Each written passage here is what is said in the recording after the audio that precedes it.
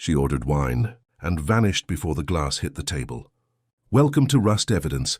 I am your host, Silas Wren. Tell me where you're watching from. I love seeing this community grow. Your comments make this journey unforgettable. Let's begin." Chief Inspector Maigret sat at his usual table in the small café on Boulevard Richard Lenoir. His heavy frame bent slightly forward, as though sheltering himself from the persistent drizzle outside. The window was fogged, the glass cool against his forearm, and beyond it the lamps cast yellow halos on the wet pavement. Inside, the place smelled of tobacco and damp wool. The proprietor's wife was wiping the counter with slow, circular gestures, as if she had all the time in the world, while a solitary man at the end of the bar stirred his Pernod with absent-minded precision. Maigret was not waiting for anyone in particular. The station had been quiet that morning. A minor burglary near Rue de Turenne, a drunk hauled in for fighting with his brother-in-law, nothing more. Yet he had wandered from the Quai des Orfèvres after lunch, telling Janvier he might be back later, and found himself here, ordering his glass of white wine. It was not unusual.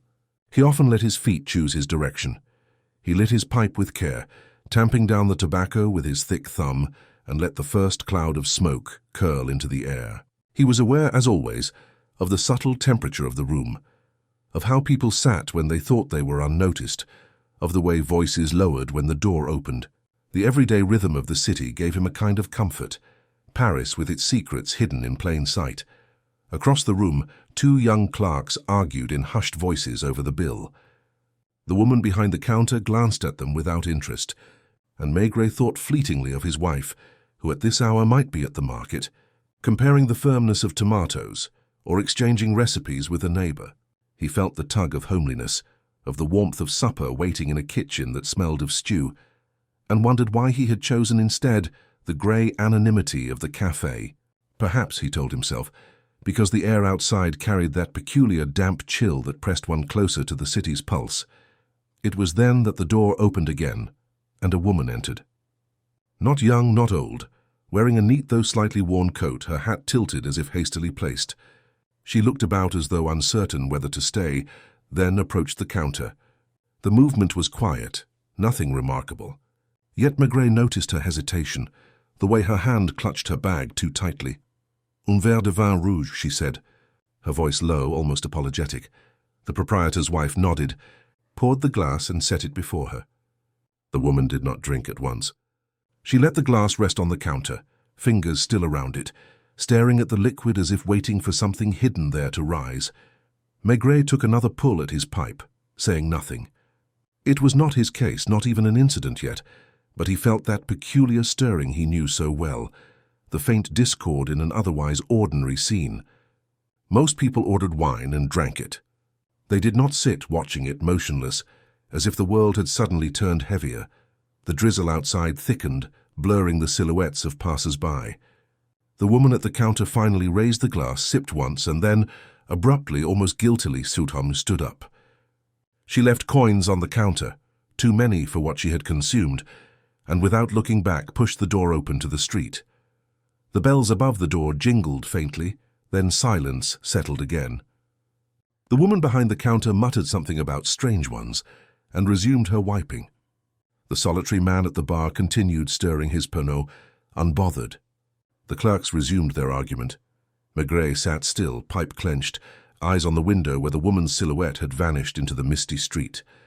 He did not know why it mattered.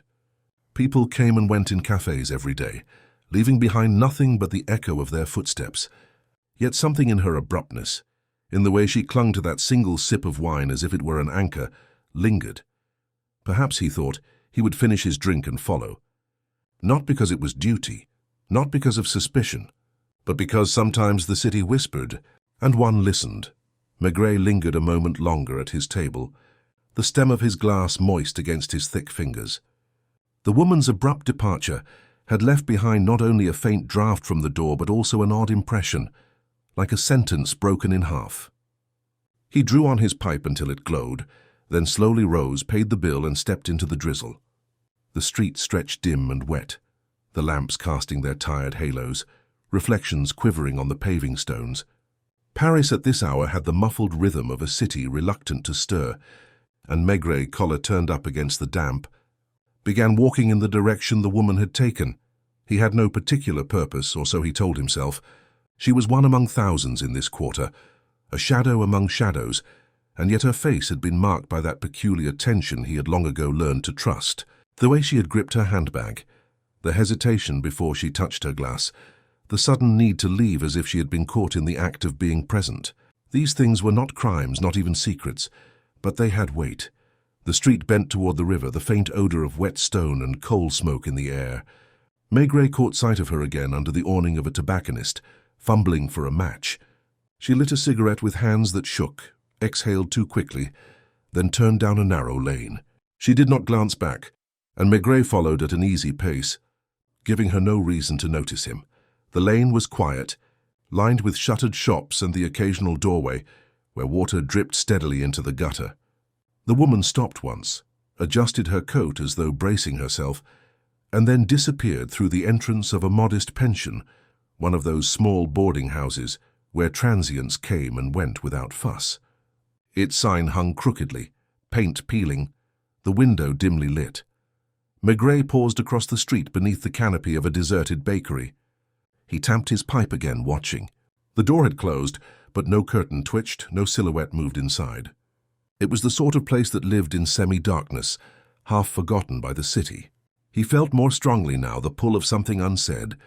He made note of the address, the shape of the iron railings, and the single plant on the sill, and then walked on, as though a casual stroller out for air. It was not yet evening, but the sky lowered like a lid, and the drizzle thickened into a fine rain that dampened his hat. By the time he reached the quay, the street lamps had begun to glow more brightly against the gloom.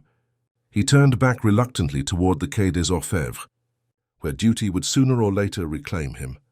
But even as he walked, he carried with him the image of the woman hunched at the counter, her lips brushing the rim of the glass as if afraid to drink. At the office, the atmosphere was as it often was at that hour. Janvier bent over reports, Lucas speaking softly on the telephone, the typewriter clattering in the adjacent room. Maigret hung up his coat, letting droplets fall to the tiled floor, and went to stand at the stove where a blackened kettle steamed. He poured himself a coffee, thick and bitter, and listened to the familiar hum of routine. Nothing had changed, yet the trace of the woman clung to him, mingling with the tobacco smoke that curled upward in the room. "Anything urgent?" he asked without much hope. Janvier shook his head, his pen scratching. "A stolen bicycle on Rue Saint-Antoine." "Nothing else, Chief." Maigret grunted and lowered himself into his chair. He leafed through a file with little attention, his mind straying back to the pension on the narrow lane. He wondered what sort of guests lodged there. Traveling salesmen, seamstresses between rooms, couples who preferred to remain unnoticed. Such places were repositories of the city's private sorrows. One did not need crime to sense unease there. An hour later, as Maigret was refilling his pipe, the telephone rang. Lucas answered, then handed the receiver to him with a look that was both routine and faintly apologetic. "It's the local station at Rue Amelot," he said. "A woman gone missing." "Nothing official yet, but they thought you should know." Maigret pressed the receiver to his ear. The voice on the other end was brisk, half indifferent, as if reporting a triviality. A woman had failed to return to her room at a pension. She had checked in earlier that afternoon, leaving little information. A name written in a hurried hand, no luggage to speak of.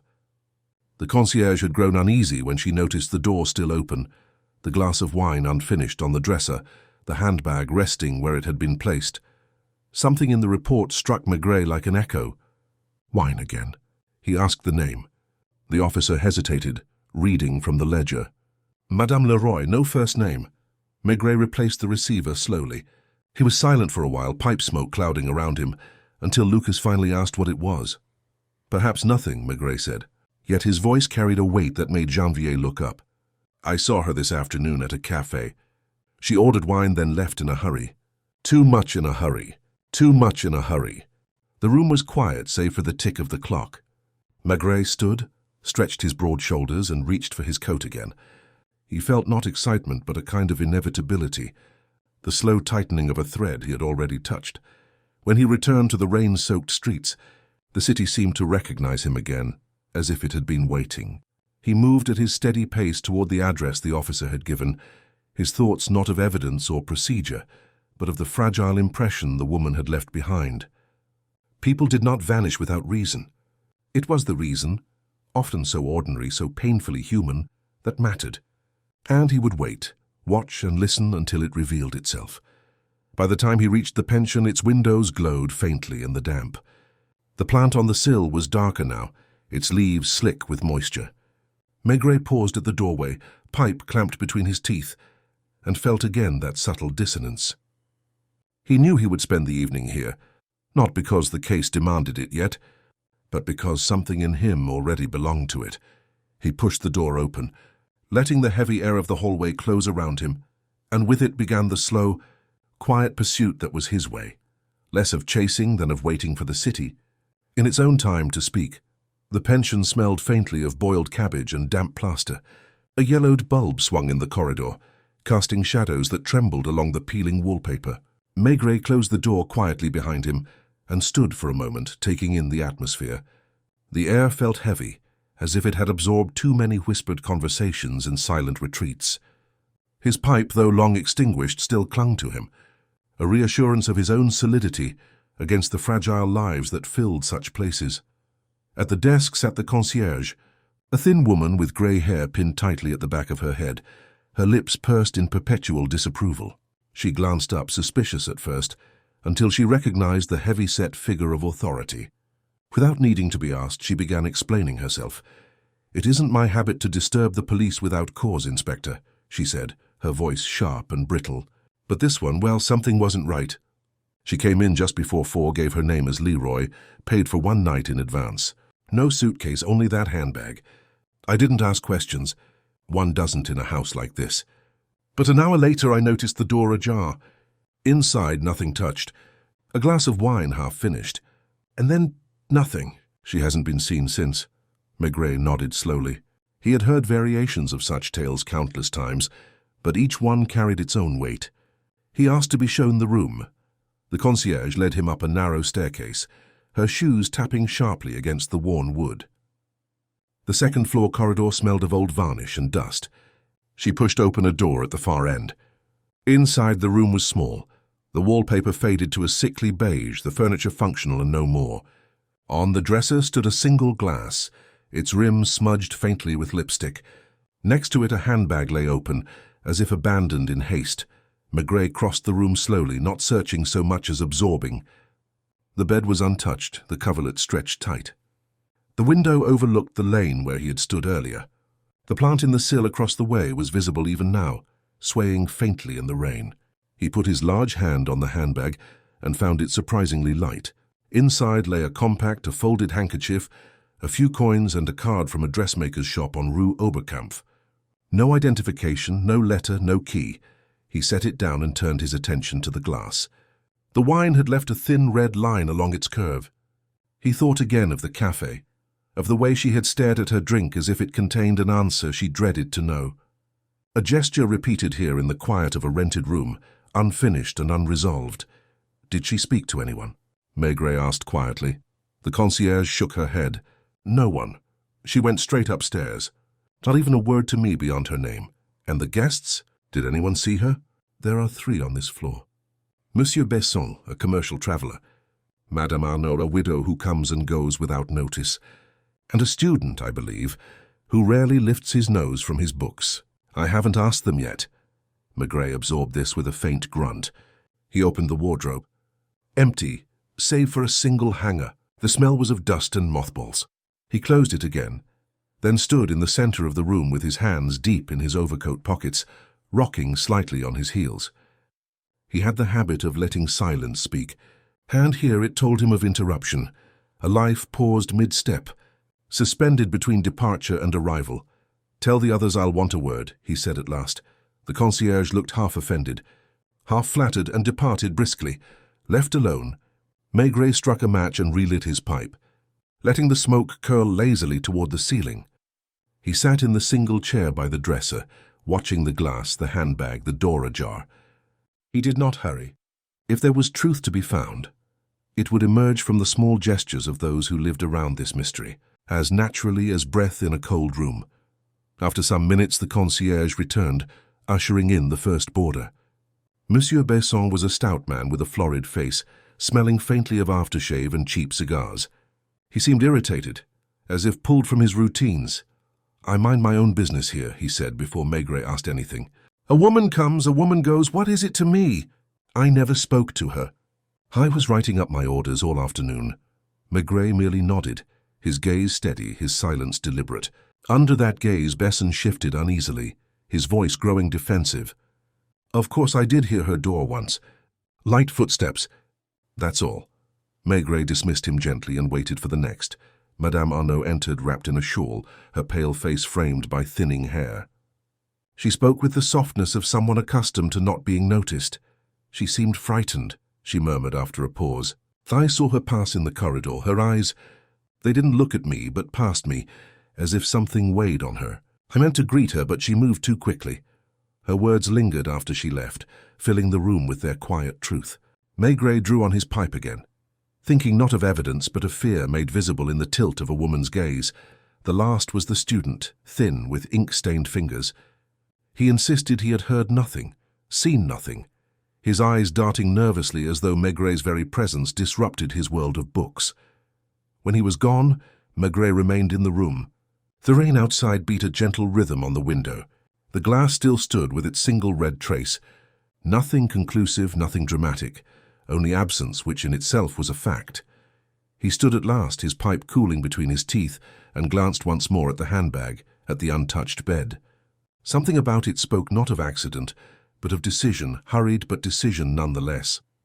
The woman had come here not to rest, but to vanish. As he stepped back into the corridor, the pension seemed quieter than before, as though holding its breath. He had no clear answers yet, only impressions, but he trusted impressions. They were the first threads, and if one held them long enough, patiently enough, the rest of the fabric would come undone. He told the concierge he would return in the morning. Outside, the rain had slackened to a mist. He pulled his coat tighter, his broad shoulders hunched, and began the walk back through the dripping streets. The city around him hummed with its countless small dramas, most unnoticed. Yet this one had touched him already, the way certain cases did, without reason but with inevitability. He would follow it, not urgently but steadily until the silence spoke its truth. Maigret returned home later than usual, the hour edging toward midnight. The apartment was dark except for the faint light in the kitchen, where Madame Maigret had left a plate covered by a dishcloth. He removed his coat silently, hanging it to dry, then sat at the small table with a sigh, uncovering the food that had grown cold but still smelled comforting. He ate slowly, his heavy hands moving with deliberation, his thoughts elsewhere. His wife appeared in the doorway, her dressing gown drawn tightly about her. She looked at him without question, only curiosity softened by long familiarity. "You're late," she said. "There was a woman," Maigret murmured, as if that explained everything. He chewed, swallowed, and then told her briefly of the café, of the pension, of the unfinished glass of wine. He did not speak of crime, for there was none yet, only absence. Madame Maigret listened with her usual patience, pouring him a small glass of beer to wash down the meal. "People don't vanish for no reason," she said gently. Perhaps she was running from something she didn't want to face. Her words lingered with him after he had gone to bed, settling heavily into his thoughts. It was often so. Her quiet observations cut through his clutter, not as deductions but as reminders of the ordinary weight of human hearts. Lying awake in the dark, pipe smoke still clinging to him, he considered the possibility. A woman alone, with no luggage, ordering wine she could barely drink, retreating into a boarding house as if into a shell. Running, yes, but from what and to where? Morning came grey, the air thick with mist. At the Quai des Orfèvres, routine was already humming. Reports lay in neat stacks. Telephones rang. Clerks moved briskly with papers under their arms.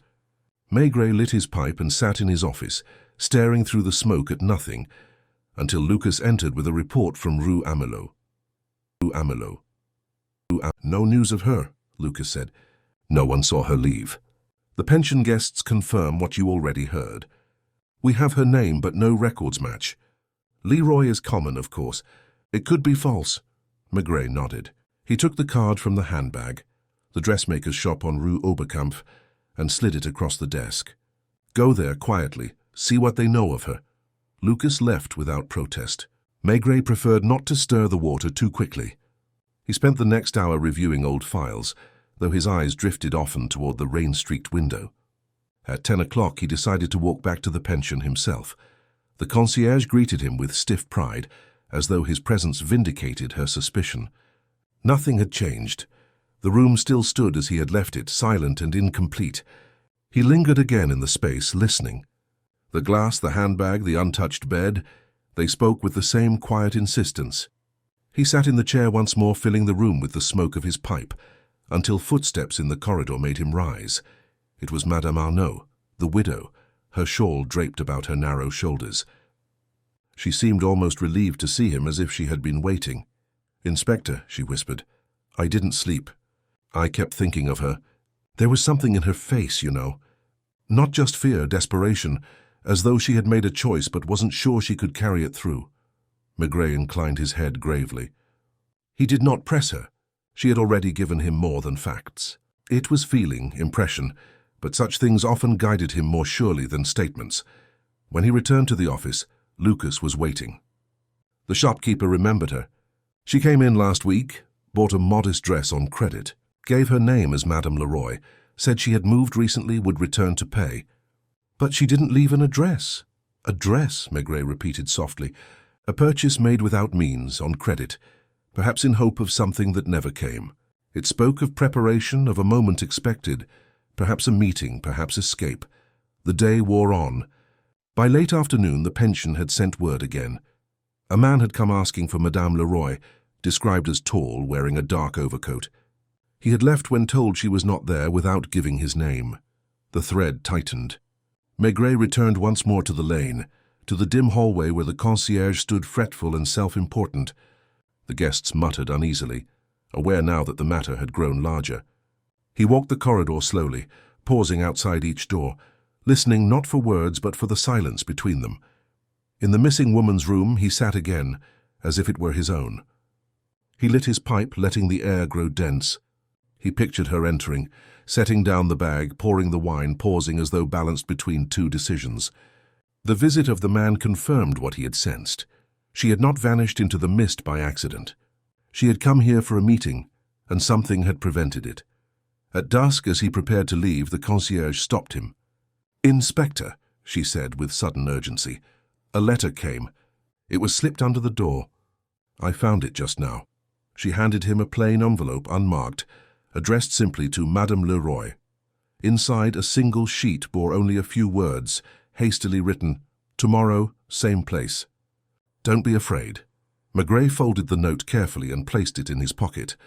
The drizzle outside had turned to steady rain again, the street gleaming in patches of reflected light. He stood under the awning for a moment, pipe in hand, his coat dark with damp. The city around him moved at its slow, indifferent pace, yet he felt the quiet pull of inevitability. He did not yet know who waited for her, or why fear had gripped her so strongly, but the line was drawn.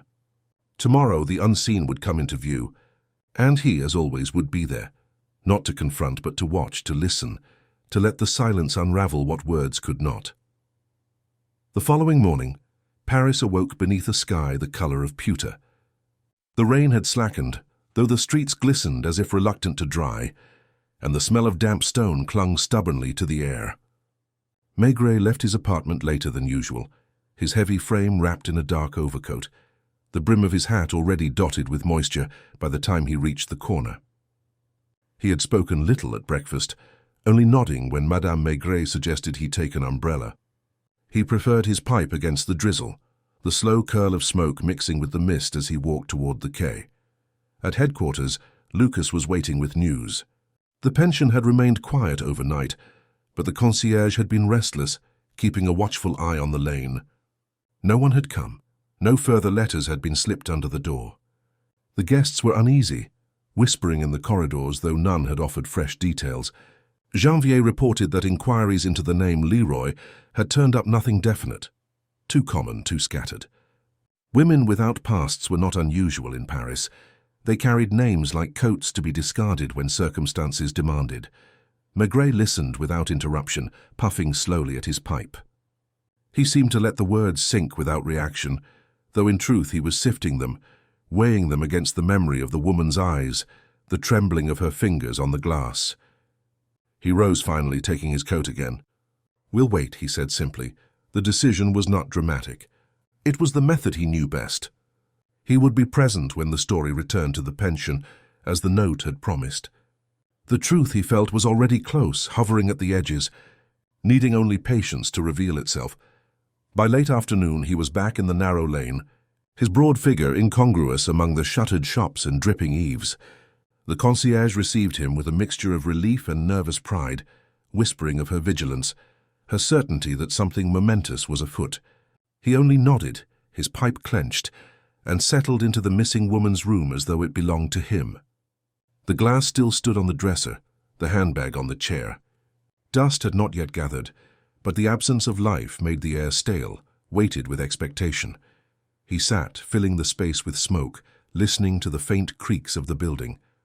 Evening crept in gradually, the corridor dimming, the light outside turning the color of ash. From time to time, footsteps passed, doors closed, the life of the pension resuming its modest rhythm. Maigret remained still, his thoughts turning over not questions but impressions. A dress bought on credit, a hurried sip of wine, a letter promising tomorrow. Such fragments meant little in themselves, but together they formed a line he could almost trace. It was near 7 when the concierge tapped at the door. "Inspector," she whispered, "a man has come. He asked for her." Maigret rose, tamping his pipe carefully, and stepped into the corridor. The man was at the desk, tall, shoulders stooped within a dark overcoat. His hair was thin at the temples, his expression guarded. He looked the sort who might pass unnoticed in any crowd, and yet here he seemed oddly misplaced, as though his presence jarred with the pension's shabby quiet. The concierge gestured toward Maigret with exaggerated importance. The man turned, startled, his eyes narrowing as they met the inspector's steady gaze. "You're looking for Madame Leroy?" Maigret asked evenly. The man hesitated. "Yes, I was told she had taken a room here." His voice was low, almost muffled, as though reluctant to be overheard. "When did you expect to see her?" Another pause. She was to meet me yesterday." "But she wasn't here." Maigret nodded slowly. "She hasn't been seen since she arrived. Do you know where she might have gone?" The man shifted uncomfortably, glancing toward the door as if measuring escape. "No, I only know she was troubled. I thought perhaps she had changed her mind."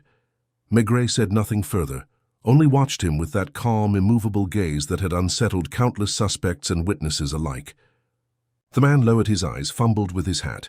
"Your name?" Maigret asked at last. "Moreau." The man replied reluctantly. "Henri Moreau. I work with the railways." It was plausible enough. The railway employed many men, and the name was as ordinary as the coat he wore. Yet something in the tremor of his voice told Maigret he was holding back. He did not press. Silence, he knew, often coaxed more than questions. Moreau muttered something about returning tomorrow, then left, his figure swallowed quickly by the mist outside. The concierge bustled with excitement, but Maigret only returned to the room, resuming his seat. He let the silence settle again, the smoke curling steadily upward. When he finally left the pension, it was late. The city glistened under lamplight, the rain having ceased, leaving puddles that mirrored the yellow halos above. Maigret walked without hurry, his pipe clenched firmly, his broad shoulders hunched against the chill. He thought of the woman again, her glass of wine, her vanished presence, and of the man called Moreau. Their stories were entangled, of that he felt sure, though the knot remained hidden. Back at the quay, he wrote a brief note to Janvier to make discreet inquiries into Moreau, railway employee or otherwise. He instructed Lucas to keep watch on the pension quietly, without alarming the guests. Then, heavy with weariness, he returned home to find Madame Maigret still awake, knitting in her chair. He sat opposite her, silent, pipe in hand. After a long while, she said gently, "It's always the same, isn't it? People chasing something, afraid of something, and you sit until they show you what it is." Maigret smiled faintly, the corners of his eyes crinkling, but he said nothing. He thought instead of the note slipped under the door, of Moreau's uneasy eyes, of the woman's trembling hand on the glass. The truth was near but not yet ready to show itself. He would wait, as he always did, until silence became speech. The next day unfolded with the same grey heaviness that seemed to press against Paris like a damp blanket. At the Quai des Orfèvres, Maigret moved slowly through the motions of routine, answering perfunctory questions, signing forms, acknowledging subordinates with grunts that were neither approval nor dismissal. Yet beneath the surface, his thoughts circled the narrow lane, the boarding house, the woman who had vanished after one sip of wine, and the man called Moreau, whose presence the night before had unsettled the quiet balance of the place. He did not hurry toward answers. He never did. But he felt the pull of inevitability. Something was drawing closer. He spent much of the morning at his desk, pipe smoke thickening the office air until Janvier entered with the results of the discreet inquiries. Henri Moreau, Janvier reported, sliding a sheet of notes across the desk. He does work with the railways, at least on paper. Maintenance division, clerical. But he hasn't shown up for shifts in several weeks. No explanation given, no record of leave. His colleagues describe him as quiet, a man who kept to himself. One mentioned seeing him in the company of a woman recently, but couldn't be sure who. Maigret listened, eyes half closed, rocking slightly in his chair. Did he live alone? Yes, in a modest apartment in the 11th. We sent someone to knock this morning. No answer. The neighbors say he comes and goes at irregular hours, sometimes gone for days. Maigret absorbed this silently, his pipe stem clamped between his teeth. He thought of Moreau's hesitant manner, the guarded tone when speaking of the missing woman, the way he had seemed both anxious to see her and reluctant to be questioned. It was not guilt that had spoken in his eyes, not exactly. More the weary defensiveness of a man who has lived too long with secrets. By afternoon, Maigret was again in the lane by the pension, his heavy frame moving with unhurried steps. He paused outside, watching rainwater drip from the awning into the gutter. Inside, the concierge greeted him with the fervor of one who had taken the mystery as her own. She pressed forward eagerly with whispers. The man had not returned. The widow had fretted aloud. The student had retreated deeper into his books. All was the same, yet the air seemed charged with waiting. He climbed the stairs and entered the woman's room once more. Nothing had changed. The glass on the dresser, the handbag in the chair. Yet the very stillness felt like a held breath. He sat in the chair, lit his pipe, and let the silence settle. He had often thought of his work not as investigation, but as listening. Listening not only to words, but to the weight of absence, the tremor of unspoken truths.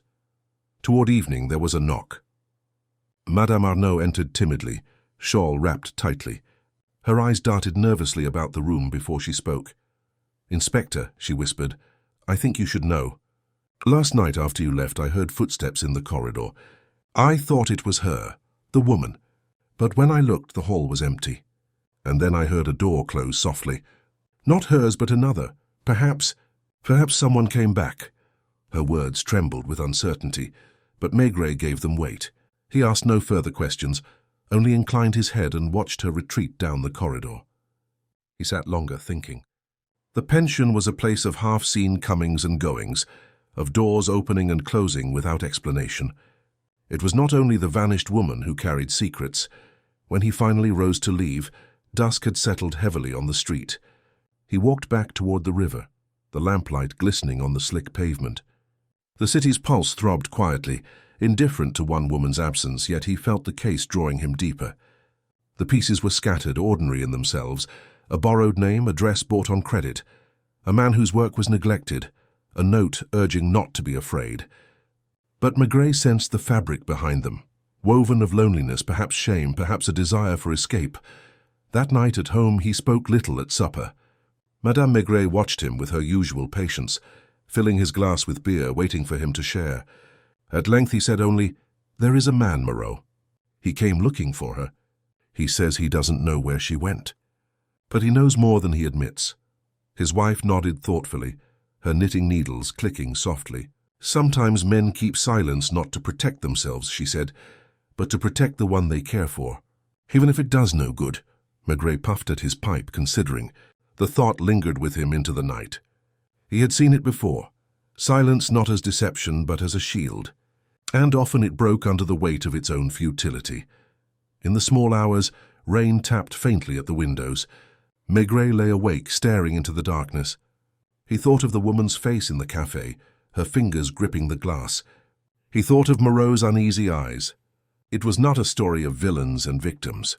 It was something smaller, sadder, more ordinary, and perhaps for that very reason more human. When morning came, he would return to the pension. He would wait again, as he always did, until silence gave way. The city, indifferent as it seemed, always spoke in the end. And when it did, he would be there, pipe in hand, listening. The morning broke reluctantly, pale light filtering through low clouds that seemed unwilling to lift. Maigret walked at his usual pace toward Rue Amelot, the cobbles slick beneath his shoes, the faint odor of coal smoke mingling with the damp. His pipe smoked steadily, each puff a companionable rhythm to his thoughts. He was not hurrying, for he knew the story would not be forced.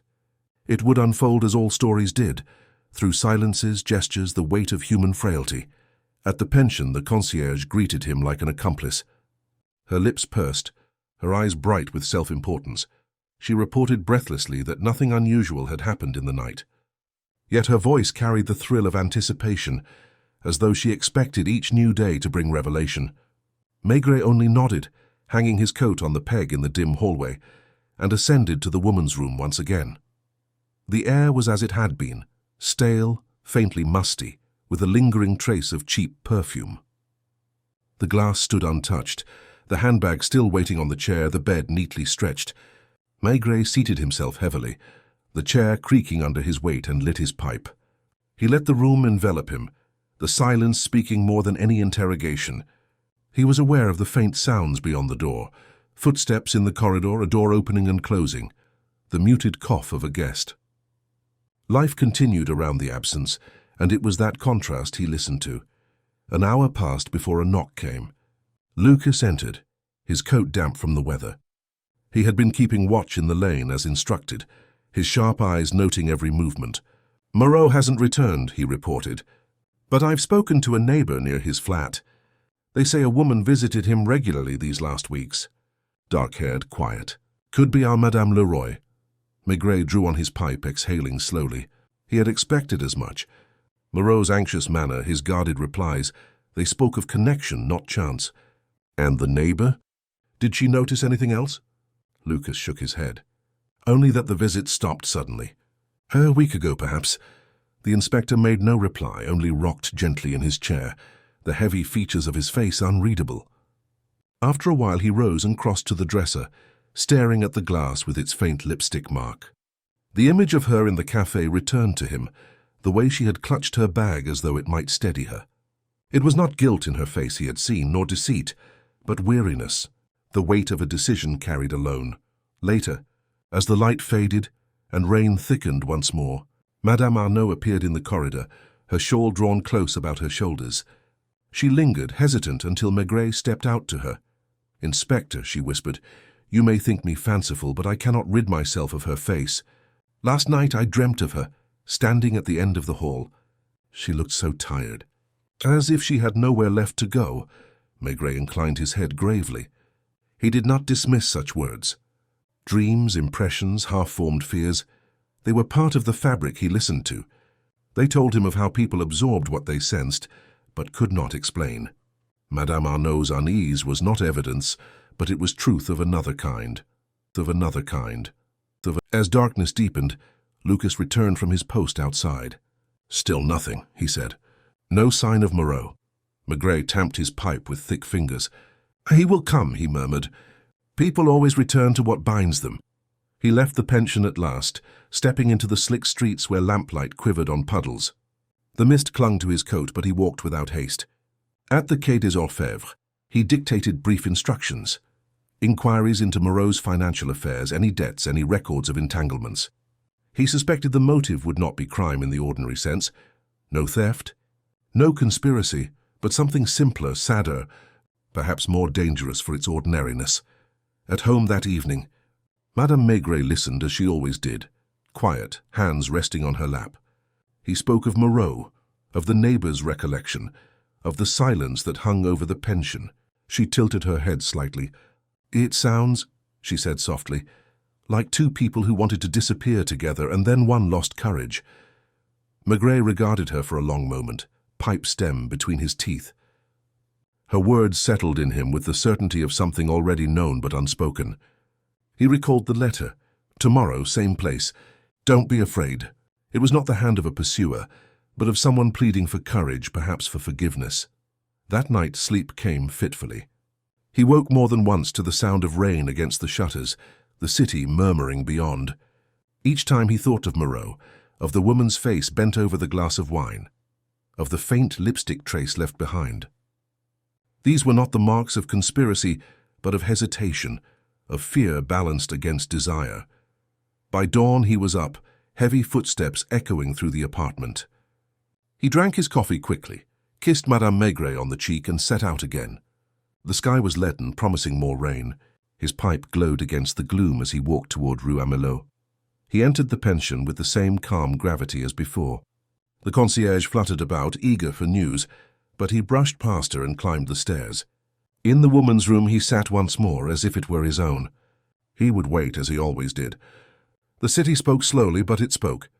And when it did, it was not through dramatic revelations, but through small human gestures. A knock at the door, a nervous glance, a whispered word in the corridor. The chair creaked beneath his weight. Smoke drifted toward the ceiling. Beyond the window, the lane glistened with rain. Somewhere in the city, Moreau was moving, uncertain, torn between fear and longing. Maigret knew he would appear again. The question was not if, but when. And when he did, the silence surrounding the vanished woman would begin to break. The hours passed slowly in the boarding house. Maigret remained in the room that had once belonged, however briefly, to the woman who had called herself Madame Leroy. He smoked steadily, his broad hands resting on his knees, the air around him heavy with a mixture of stale perfume and tobacco.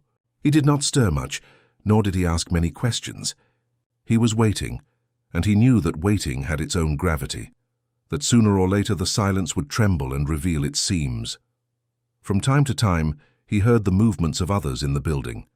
Madame Arnaud's soft steps in the corridor, the student closing his door with a nervous click, the commercial traveller clearing his throat in the room across the hall. Each life unfolded quietly, as though resentful of the inspector's presence. Yet Maigret felt that they were drawn to him too, as moths are drawn to a dim light. They sensed he was there not to accuse, but to observe, and observation had a way of loosening tongues. Toward late afternoon, the concierge crept up to him, wringing her hands.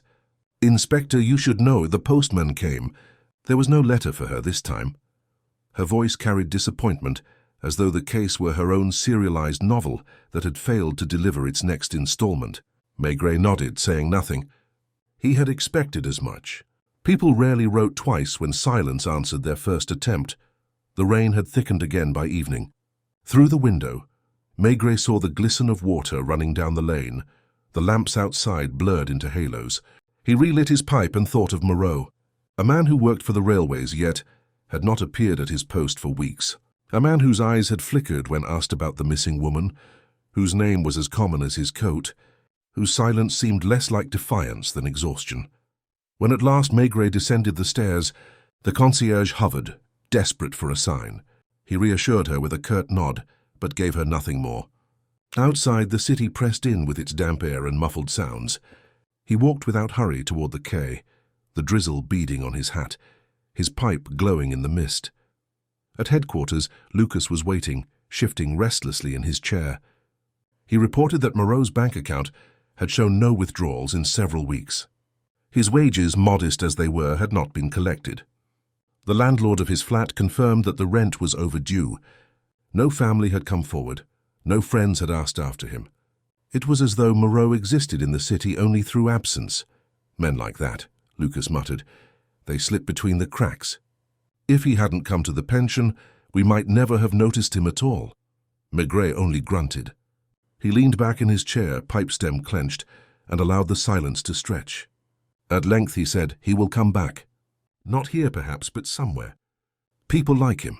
They are pulled toward the ones who share their silence." That night at home, Madame Maigret set a bowl of stew before him and watched as he ate in his deliberate way. He told her little, only that the man had not returned, that the letter writer remained unseen. She said nothing for a long while, then finally observed, "Perhaps she never meant to disappear. Perhaps she only wanted to pause and he misunderstood." Her words settled in him like stones dropped in water, spreading ripples that disturbed his thoughts long after. The following morning he returned again to the pension. The concierge greeted him eagerly, whispering that Moreau had not appeared, though she swore she had heard someone outside in the lane during the night. She described footsteps pausing beneath the window, then retreating quickly. Maigret did not dismiss it. He went to the room once more, sat in the same chair, filled the air with smoke. By late afternoon, as the light dimmed, a shadow appeared at the entrance. It was Moreau. His coat hung damp against his stooped shoulders, his hat pulled low. He looked more tired than before, his face drawn. The concierge, triumphant, scurried to alert Maigret, but he was already rising, pipe in hand. Moreau entered the room hesitantly, as though expecting to find someone else there. When his eyes met Maigret's, he flinched, then tried to compose himself. "She isn't here," Maigret said quietly, without accusation. Moreau's lips parted, closed again. He moved to the dresser, staring at the handbag, the untouched glass. His hand trembled as he reached out, then withdrew without touching. "You were waiting for her," Maigret continued in the same calm tone. "You wrote to her. You told her not to be afraid." The man's eyes flickered with panic, but the inspector's gaze held him steady. Maigret did not press, only let the silence thicken until the man began to sag beneath it. "I wanted her to come," Moreau said at last, his voice hoarse. "But she was afraid of being seen with me, of what people would say. I told her we could go away, start again. She said she would think, but then she left." "Left where?" Maigret asked gently. Moreau shook his head. "I don't know. She never told me. Only that she couldn't live the way she had been living. That she needed peace." He sank onto the edge of the bed, his shoulders bowed, the rain dripping faintly outside. Maigret watched him, pipe smoke curling between them. He sensed no deception, only weariness. Yet something was missing, something unspoken that clung to the man's silence as stubbornly as the damp clung to his coat. After a long pause, Maigret said, "You care for her. Enough to follow her into places where she wished to vanish." Moreau's eyes lifted briefly, filled with something close to pain. He said nothing more. Maigret did not push further that night. He left the man sitting there in the dim room, the glass of wine still faintly stained, the handbag resting like a mute witness. He knew the truth was not complete, not yet, but it was close. He felt it in the man's silence, in the trembling of his hands, in the unfinished words that hovered in the damp air. As Maigret stepped once more into the lane, the city's mist swallowed him. The case was not solved, but it was breathing now, shifting in the shadows. The woman who had vanished had not gone far, and of that he was sure. And in the end, the silence around her would unravel, as it always did, when men and women could no longer carry the weight of what they kept hidden. The following morning arrived with a pale drizzle that blurred the outlines of the buildings along Boulevard Richard Lenoir. Maigret left his apartment early, his heavy overcoat buttoned tight, his pipe glowing faintly as he walked through streets still waking from the night. He felt the familiar heaviness in his chest, not unpleasant, but not like the slow pressure of a case that had begun to take hold of him, the weight of a silence that was drawing nearer to breaking. At the Quai des Orfèvres, he found Lucas already waiting, his notes spread on the desk. Moreau had not returned to his flat. No trace of the woman had been found. No inquiries had yielded her true name. But one detail emerged. A witness near the Gare de Lyon recalled seeing a woman of her description a week earlier, waiting by the tracks, glancing nervously over her shoulder as if expecting someone. She had carried no luggage, Maigret grunted. The station, the railway, it tied back to Moreau. It was not coincidence. He tucked the report into his pocket and set out again, his steps steady, his pipe clenched as though it anchored him. When he returned to the pension, the concierge rushed to him, her voice lowered in conspiratorial tones. "Inspector, he came again this morning. Monsieur Moreau." He asked after her once more, but when I told him there was no news, he left. He looked, how to say, like a man who had lost his shadow. Maigret said nothing. He climbed the narrow staircase to the room. The handbag still lay untouched, the glass still faintly stained. He seated himself, the chair groaning under his weight, and relit his pipe. He thought of the Gare de Lyon, of the woman waiting for someone who had not come, of the note urging her not to be afraid. There was something almost unbearably ordinary in it, two people circling each other, both half paralyzed by fear. The afternoon dimmed into evening before the expected knock came. Moreau entered once more, hat in hand, his face drawn, his coat damp with mist. He looked less guarded now, more defeated, as if some inner battle had run its course. "You've been here often?" Maigret said quietly. Moreau nodded, his eyes fixed on the floor. "I thought perhaps she would return. I wanted to be here if she did." Maigret let the silence stretch, his pipe smoke curling upward until the man finally lifted his eyes. "You don't understand," Moreau whispered. "She was everything. I thought if we left together somewhere far we might find peace, but she doubted. She always doubted. What did she fear?" Maigret asked, his voice even. Moreau hesitated, then sank heavily onto the bed. She had been living with someone, a man who treated her badly, who made her feel worthless. She wanted to escape him, but she was afraid of what he might do if she tried. She trusted no one. "Not even me, not completely." His voice broke, the words spilling like a confession wrung not by accusation, but by the unbearable weight of silence. Maigret studied him without judgment. He knew this tone, this collapse. It was not the voice of a liar, but of a man cornered by his own helplessness. "Where is she now?" Maigret asked. Moreau shook his head, his hands twisting in his lap. "I don't know. She was supposed to meet me here. When she didn't come, I thought she had gone back to him. Or perhaps she left the city altogether." The inspector drew slowly on his pipe. He believed the man's despair, but he also sensed something withheld. Not a lie, but an omission born of shame. He let the silence deepen, until Moreau's shoulders sagged further, until the man muttered, barely audible, "I should have done more. I should have taken her away the moment she asked." Maigret rose, his large frame filling the dim room. He placed a hand briefly on Moreau's shoulder, a rare gesture, heavy but not unkind. "Go home," he said. "I will find her." Moreau looked up, eyes hollow, and nodded faintly. He rose and left, his steps dragging along the corridor. Maigret remained a while longer. He studied the handbag again, the faint lipstick on the glass. These were not the traces of a disappearance planned with cunning, but of a pause, a hesitation. The woman had stood at a crossroads, paralyzed between fear and desire, between one life and another. Somewhere that hesitation had tipped into action, and it was that small human moment he needed to uncover. When he finally left the pension, the mist had thickened into a fine rain. He walked slowly through the glistening streets, pipe clamped between his teeth, his thoughts circling the image of the woman waiting at the station, the man who loved her but could not move her, the shadow of another figure lurking unseen in her story. The city pulsed quietly around him, indifferent yet full of its countless small dramas. He knew he was close now. The silence was beginning to fray. Soon it would speak. The following morning the city seemed to wake reluctantly, veiled in a light fog that muffled the sound of cartwheels and footsteps on wet cobblestones.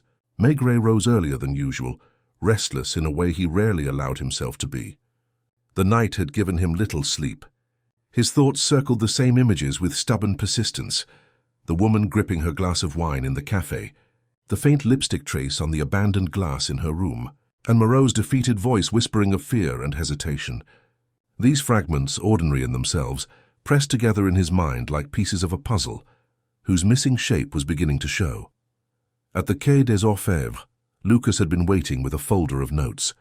There was news, though not the kind to close a case. The police in a neighboring district had received a report of a disturbance days earlier. A man shouting in the street near a furnished rooming house, a woman fleeing back inside before slamming the door. The description matched someone who could have been her, though no name was given. The man, it was said, was tall, sharp-featured with a thin moustache. It was not Moreau. Maigret took the folder, his heavy fingers turning the pages slowly, though his mind was already moving elsewhere. He had known there was another figure in this story, someone from whom she was escaping. The details were hazy still, but the outline was there, dark and familiar. He tamped his pipe, lit it carefully, and told Lucas to continue the inquiries, quietly, discreetly. There was no need yet for noise. By mid-morning he was back at the pension. The concierge fluttered to meet him, her eyes bright with the thrill of living inside a mystery. She whispered eagerly that Moreau had not returned since the previous evening, though she thought she heard someone lingering in the lane around midnight. Maigret did not reply. He mounted the stairs, the old wood creaking beneath his weight, and entered the room once more. It was as it had always been, the glass, the handbag, the bed untouched. Yet this time the air felt different, heavier. He sat in the chair and filled the silence with smoke, as though anchoring himself in the midst of shadows. He thought of the letter urging her not to be afraid, of Moreau's confession of love, of Madame Arnaud's observation that she looked like a woman who had nowhere left to go. Hours slipped by in that stillness. From time to time a guest passed in the corridor. Madame Arnaud paused once, shawl clutched tightly, her eyes meeting his with quiet recognition, as though she too felt the unseen presence still lingering in the room. It was toward evening when the silence finally stirred. A knock came at the door, hesitant, then firmer. Maigret rose and opened it. Moreau stood there, soaked from the rain, his coat clinging to him, his face gaunt with sleeplessness. He stepped inside without invitation, his eyes drawn immediately to the dresser, to the handbag, as though it might still hold her. "I can't bear it any more," he said hoarsely. His hands trembled. "I have to tell you, all of it." Maigret closed the door quietly, returned to his chair, and said nothing. His silence gave the man permission. "She lived with a man," Moreau began, his voice unsteady. "Not her husband. She never spoke of being married, but someone who kept her like a possession. He treated her badly. Insults, threats. She wanted to leave him, but he told her she would never escape.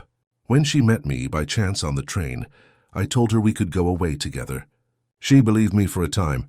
We made plans, little ones. A dress bought on credit. A room reserved under a false name. But then she faltered. She said he would follow her, that he would never let her go." Moreau's voice cracked. He sank onto the bed, his head in his hands. "She came here to meet me. I wrote her that note, told her not to be afraid. But she didn't come back. I waited all night. I thought perhaps she had gone to him instead. Perhaps she could not bear the leap." Maigret's eyes, heavy-lidded, studied the man. He believed him, yet something lingered unsaid. He leaned forward, his pipe smoke curling between them. "And you? Did you go to him?" Moreau's silence was answer enough. His shoulders slumped, his breath shallow. At last he whispered, "Yes, I went. I begged him to let her go." He laughed. He said she would crawl back to him as she always had. "I left, but she didn't appear. I thought perhaps he was right." The inspector rose and placed his broad hand on the man's shoulder. "She will not go back to him," he said quietly. "Not this time." Moreau lifted his face, bewildered. Maigret's tone held no accusation, only certainty. The inspector knew, though he could not yet prove it, that the woman had fled farther than either man had expected. Her disappearance was not surrender, but a choice, however desperate. That night, as Maigret left the pension, the rain had thinned to mist. The lamps glowed softly on the wet pavement, and the city moved in its quiet, indifferent rhythm. He walked slowly toward the quay, his pipe clenched, his thoughts heavy yet calm. He knew the case was nearing its quiet truth. There would be no dramatic arrest, no revelation shouted across a courtroom. Instead, there would be the quiet unspooling of a life too long bound by fear. A woman who had dared at last to vanish in search of her own peace, and as always, Maigret would be left with the silence that followed, pondering the small, human tragedies that shaped the city he walked through each day, pipe in hand, shoulders hunched against the rain. The final days of the inquiry unfolded, with the quiet inevitability of a tide returning to shore. Maigret no longer haunted the pension as he had before, though his presence there had already left its imprint. Lucas kept watch discreetly, and Janvier continued the inquiries in the quarter, while the inspector himself waited, pipe smoke drifting in his office at the quay, letting the pieces drift together. He had learned long ago that pressing too hard often scattered them. Better to let the silences ripen until they spoke. It was a telegram from Lyon that gave the story its final shape. A woman answering the description of Madame Leroy had been taken ill at a modest hotel near the station. She had registered under yet another false name, paying with the last of her coins. The hotelier, uneasy, had called the local police when she failed to leave her room for 2 days. They found her feverish, exhausted but alive. Her story, when pieced together, was simple in its sadness. She had fled Paris in the night, boarding a train without telling Moreau, afraid that hesitation might betray her again. She had no plan beyond distance, no destination beyond escape. When word reached him, Maigret did not rush to Lyon. He saw no need. The police there could confirm her identity, arrange for her care. She was not a criminal, only a woman trying to shed the skin of a life that had suffocated her. The law had little to do with it. What remained was the question of Moreau, whose weary devotion had held the story's center. The inspector found him one evening, sitting alone at the café where it had all begun, his glass of wine untouched before him. He looked up when Maigret entered, eyes hollow but expectant. "She is alive," Maigret said simply. Lowering himself into the chair opposite, Moreau's lips trembled, his fingers tightening on the glass. "Where?" "Far from here. She left because she feared she could not leave otherwise. Perhaps she will send for you one day, or perhaps she will not." The man nodded slowly, his face a mixture of relief and desolation. He seemed smaller than before, as though his entire frame had folded under the weight of waiting. Maigret said nothing more. He did not offer comfort. He knew it would be hollow. People bore their own silences, their own mistakes. All he could give was the truth, plain and steady. Later that night, back at home, Maigret ate supper quietly with his wife. She listened as she always did, without interruption. When he finished, she placed her hand gently over his and said, "At least she's free now." Maigret nodded, though his thoughts lingered on Moreau's face in the café, on the countless women and men who carried their burdens through the dim corridors of boarding houses, through the damp streets of Paris. Freedom was never simple. It came late, and it always cost something. After the meal, he sat by the window, pipe in hand, watching the drizzle return to the boulevard. The city moved on indifferent, its pavements reflecting the glow of the street lamps. Somewhere a woman was resting in a small hotel room in Lyon, tasting at last a measure of solitude. Somewhere else a man sat before an unfinished glass of wine, wondering if he would ever hear from her again. Maigret drew on his pipe, exhaled slowly, and let the silence settle. Another case, if one could call it that, had ended not with handcuffs or condemnation, but with the fragile persistence of human longing. It was the kind of ending he knew best, not triumphant, not tragic, but quietly, inescapably human.